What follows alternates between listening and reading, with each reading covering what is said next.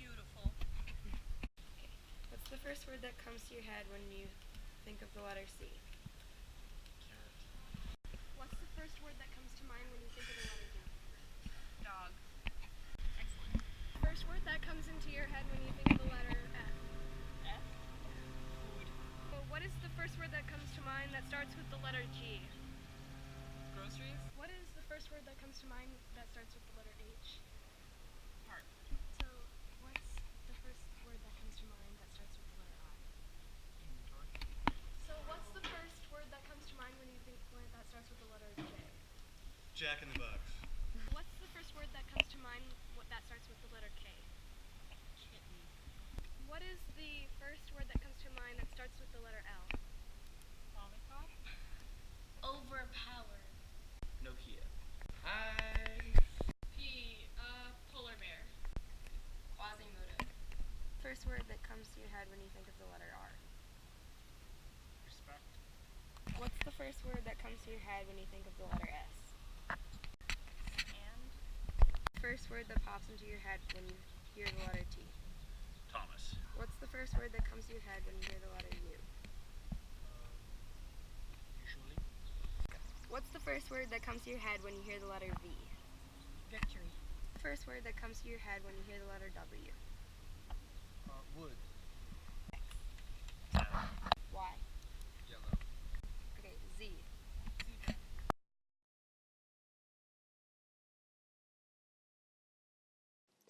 In an Arctic land where beautiful frozen carrots grow, lived a dog named Calliope. His cooking was excellent. The food he made was divine. He bought all organic groceries because he knew in his heart that his inventory showed his charisma. When he was a pup, he had a toy Jack in the Box. His childhood neighbor would come over and play with him. She was a kitten named Lollipop. They grew up together. He began to develop feelings for her. He thought the way she drank milk was adorable. They'd always talk to each other on their Nokias. One day, he felt so overpowered by his emotions, he told her that he loved her.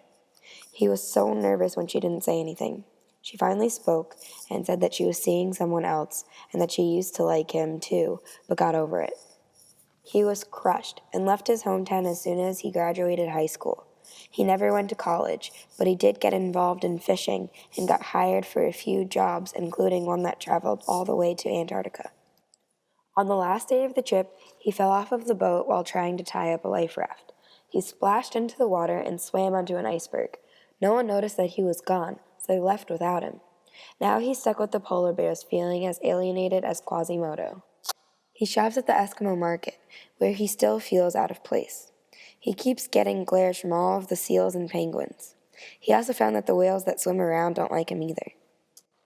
He had lost all respect for himself. He always felt like a grain of sand that was stuck in the snow alone. But then he made a friend named Thomas, who was a snowy owl. Thomas was the first friend he ever had that made him feel excited about doing new things. He also complimented Calliope's cooking and enjoyed learning from him. Usually they'd play a bunch of different games. Most of the time, Thomas claimed the victory of winning. Other times, they do something more creative, like collect wood to make a xylophone to play music on. The only thing that made their friendship imperfect was the fact that Calliope would get jealous of Thomas and his ability to fly wherever he so pleased. He wished for freedom like that. Sometimes he got too envious and would argue with his friend. His temper became worse and worse as time went on. He missed real civilization.